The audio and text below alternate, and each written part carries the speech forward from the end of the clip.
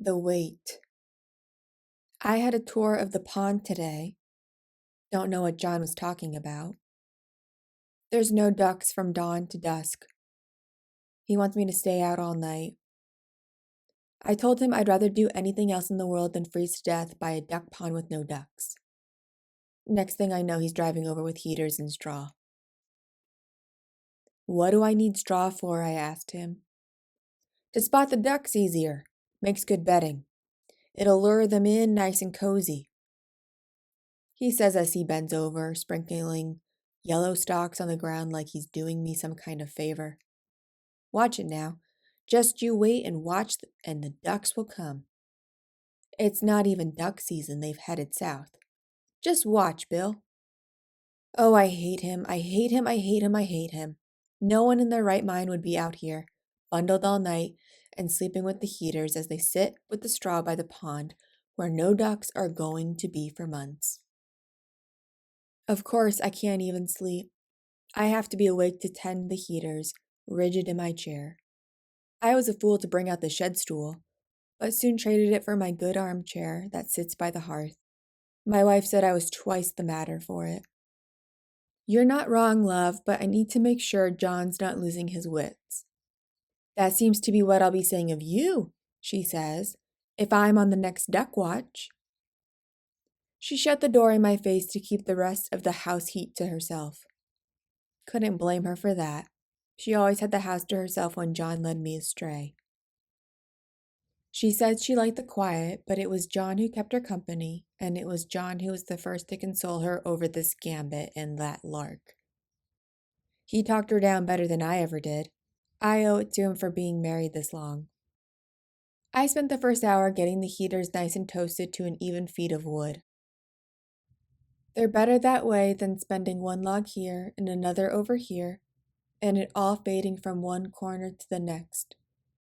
Though, come to think of it, if I'm on my feet for multiple feeds, it'll give me something to do and get some circulation going. Should have brought the thicker wool blanket, but no way would my wife let me out of the house with it. John would have hoodwinked it away from her if he were here, and she'd laugh for him only to complain about it to me later. No, I'll sit here and wait for these infernal ducks. You catch one, John said, and it'll be worth as much as you make in a year. Easier at night when they're not expecting it. Tempting, too tempting. No wonder it was a fool's lark.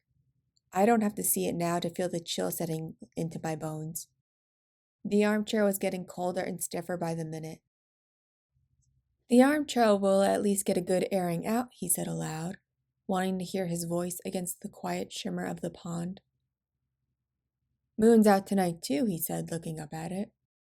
It had the bluest sheen he had ever seen on a moon. A moon, he thought, chuckling to himself, as if I had seen any other one up there to know the difference. Snap. What was that? He waited, and his ears perked like a dog's, and his eyes just as still. He felt like he was being watched. Stupid. Stupid, old Bill. You're supposed to be the one watching for some rare duck payday. God, I'm so dumb. I have to be so stupid to think this wasn't just some cocked-up lie of old John's. But no.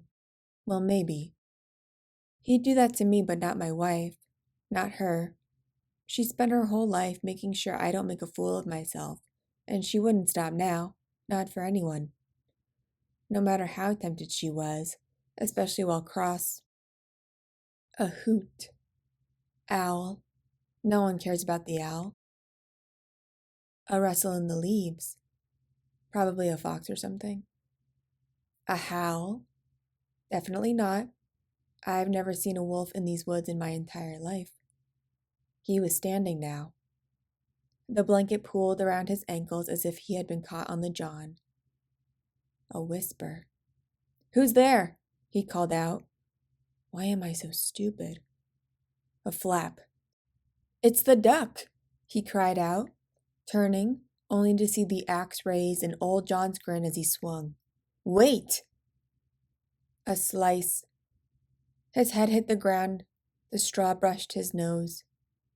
John stood above him, grinning, holding a wooden cage in one hand, inside the rare duck, and in the other the axe. His wife's wedding rings were stacked tight on the pinky, the gold catching the silver moonlight.